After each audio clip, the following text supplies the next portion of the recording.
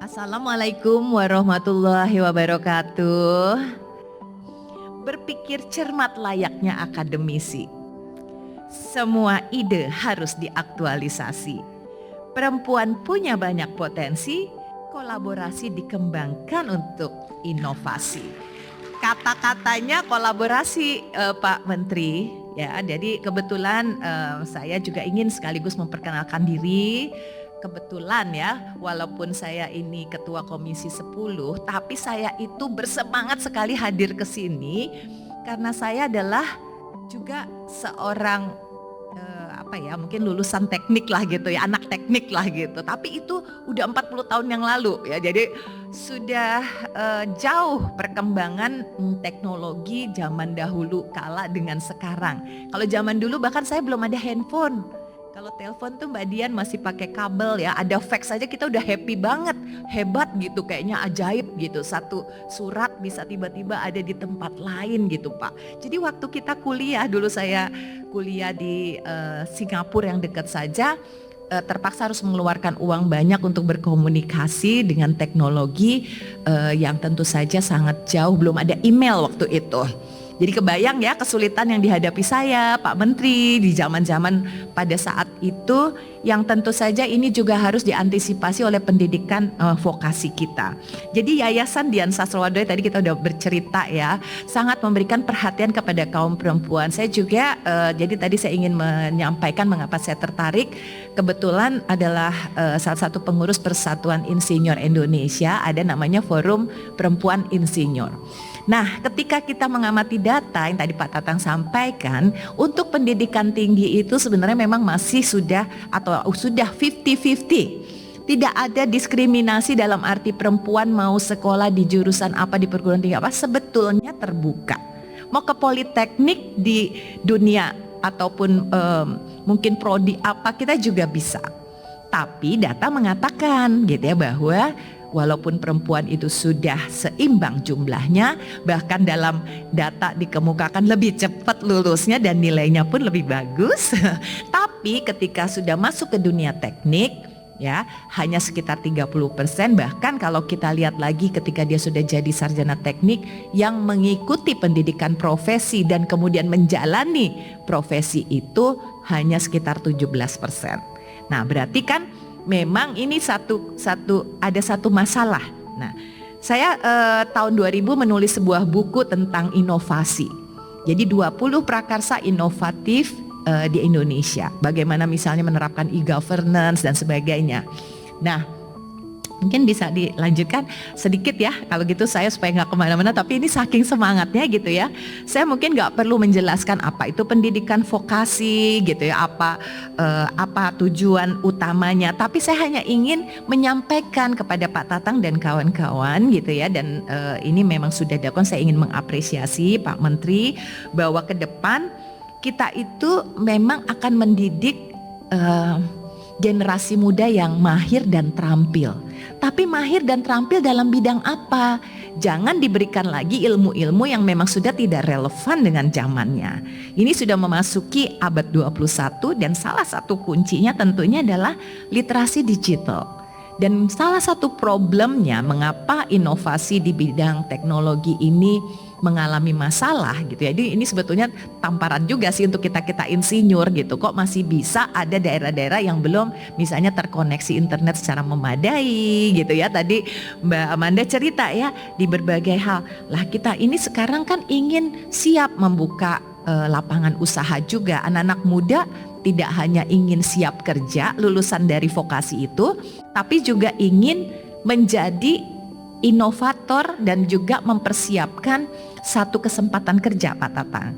Dan itu sebetulnya menurut saya gitu ya, dari ciri-ciri pendidik, mungkin bisa dibantu supaya agak lebih cepat ya.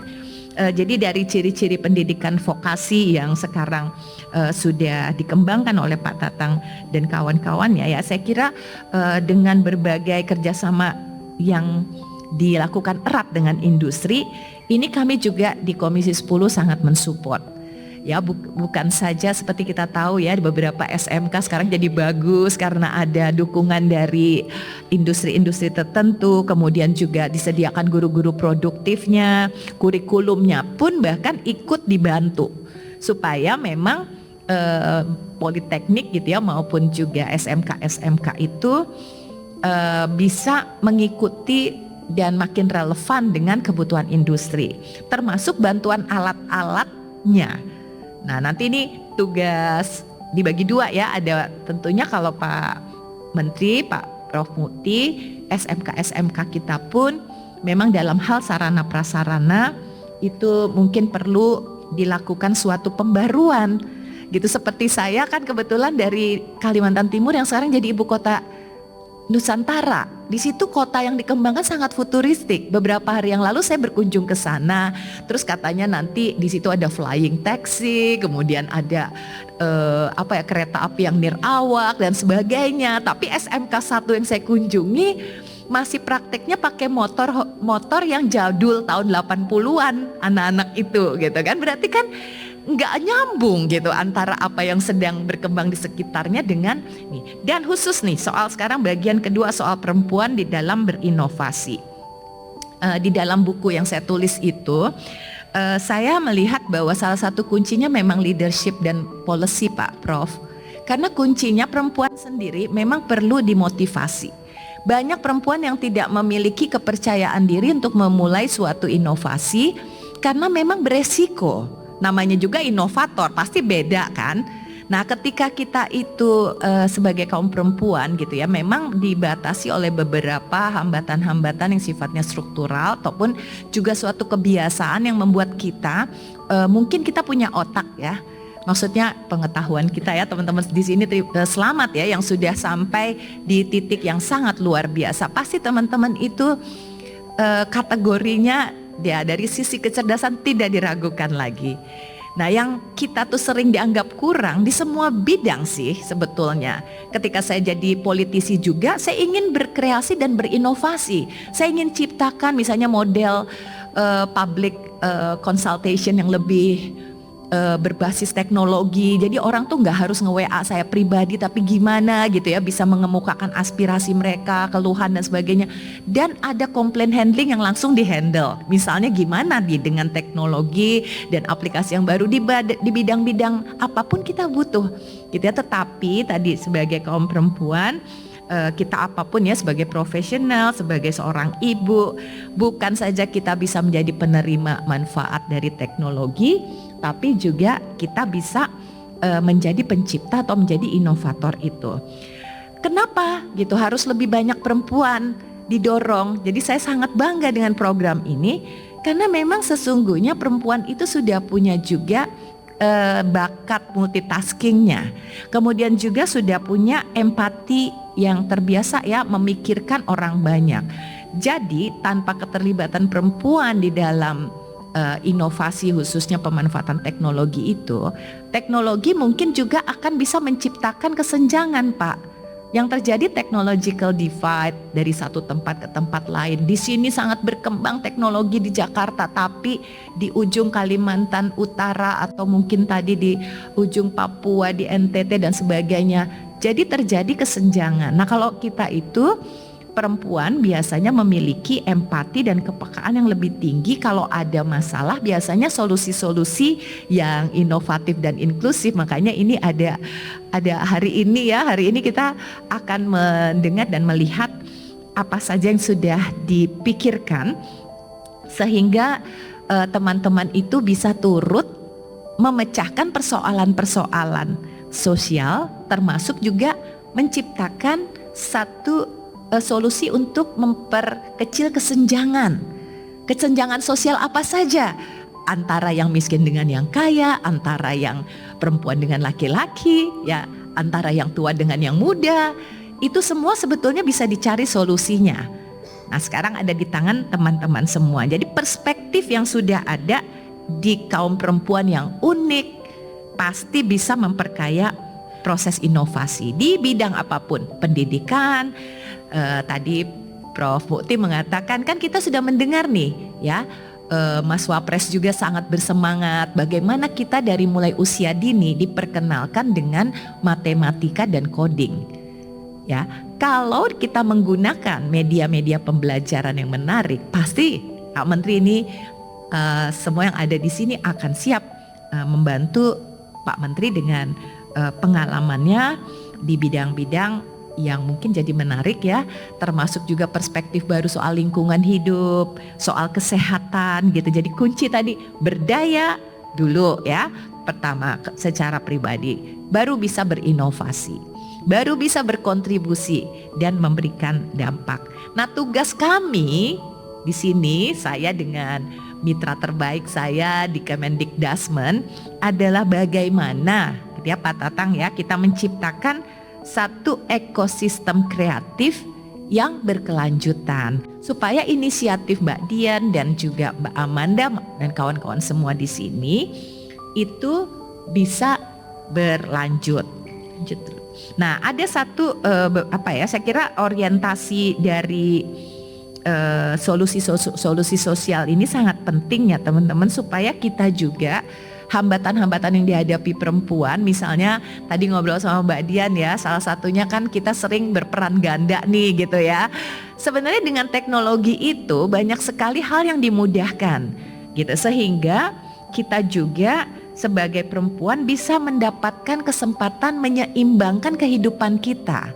Dan yang laki-laki pun jadi lebih mau tertarik membantu kita karena ada teknologi itu. Ya dari mulai sekarang kan mungkin kayak kitchen appliance juga banyak macam-macam yang sudah modern, dari mulai smart vacuum cleaner lah, smart refrigerator dan sebagainya. Itu juga kan bukan hanya perempuan yang ngurus soal beli telur gitu ya kan, suaminya juga tentu bisa membantu, sehingga berbagai teknologi itu akan memperkuat kita sebagai kaum perempuan untuk memberikan perhatian lebih kepada hal-hal lain di luar kegiatan domestik yang juga bukan tidak penting, itu juga penting tapi bisa menjadi kontribusi kita bersama. Nah, mudah-mudahan saja tadi ya dengan beban kerja yang berkurang di bidang-bidang tertentu yang menghambat kaum perempuan untuk berinovasi, kemudian juga adanya keseimbangan yang lebih bagus dalam kehidupan kita sehari-hari, manajemen diri dan lain-lain. Karena saya ingat ya teman-teman, waktu dulu saya kuliah gitu, saya tuh kagum sama satu perusahaan, ini bukan ngendorse tapi ini kebetulan memang ada yang namanya 3M ya, 3M gitu. Dia tuh kok kayaknya menciptakan hal-hal yang sederhana yang kita tuh gak kepikiran gitu.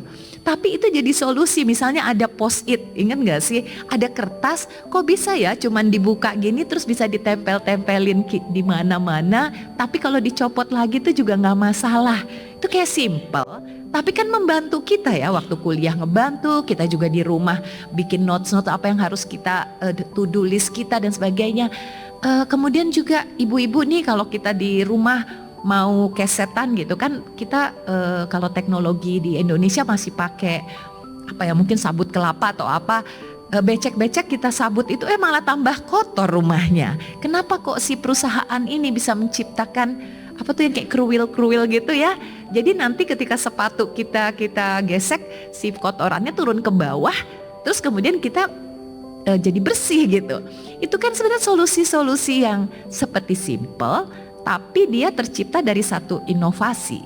Nah, kita sekarang juga membutuhkan banyak hal yang muncul dari permasalahan sehari-hari, karena kita perempuan, kita lebih ngerti apa yang dibutuhkan oleh perempuan untuk bisa mempermudah kehidupannya. Dan itu yang penting teman-temannya, bukan sekedar kreatif, gimana kemudian apa yang diciptakan itu bisa memberikan nilai tambah secara ekonomi juga, bisa memiliki nilai jual. Nah, ini yang penting kan itu. Jadi kita punya ide, kita ciptakan, tapi enggak untuk kita sendiri. Pokoknya kita banggalah kita udah mencipta sesuatu. Bagaimana itu kemudian berkontribusi kepada orang banyak dan juga memberikan satu kesejahteraan kepada si penciptanya. Nah, inilah mungkin yang kita maksudkan agar ekosistem kreatif itu kita ciptakan bersama-sama melalui berbagai policy termasuk undang-undang. Sekarang kita sudah ada undang-undang Sisnas Iptek, kemudian juga ada beberapa mungkin program dan anggaran yang seharusnya bisa diakses oleh teman-teman, bukan hanya di kementeriannya Prof. Mukti, tapi juga misalnya di BRIN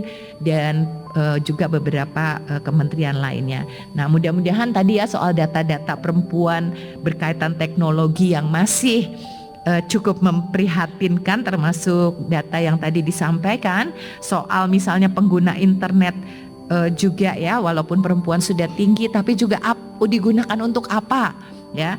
Kemudian juga dalam konteks nasional kita bangga juga bahwa sekarang Menteri Komdiji juga perempuan, dan saya yakini beliau ini akan memberikan perhatian dan bisa berkolaborasi dengan Mbak Dian dan juga Mbak Amanda di dalam program-program ke depan. Mudah-mudahan dengan demikian tantangan-tantangan yang dihadapi gitu ya di dalam hal keberanian kita menghadapi resiko dan kepercayaan diri kita secara pribadi, kemudian aturannya, kemudian anggarannya yang barangkali sering tidak berkelanjutan, aksesnya kepada teknologi tertentu seperti tadi yang masih kita bisa dengan kolaborasi carikan solusinya. Terima kasih atas nama Komisi 10, tentunya kami selalu mendukung pendidikan vokasi sebagai upaya menciptakan kemahiran praktis dan keahlian tertentu khususnya bagi pemberdayaan perempuan, dan kami juga ingin mendorong kepada adik-adikku semuanya untuk tetap berkarya, berpartisipasi aktif bagi perempuan lain. Ciptakan solusi-solusi bagi perempuan lain, dan terima kasih kepada Mbak Dian dan Mbak Amanda ya atas beasiswa yang sudah diberikan, motivasi yang diberikan, dan saya yakin mereka yang sudah sukses itu akan kembali membukakan pintu bagi perempuan-perempuan lain di Indonesia. Terima kasih. Wassalamualaikum warahmatullahi wabarakatuh.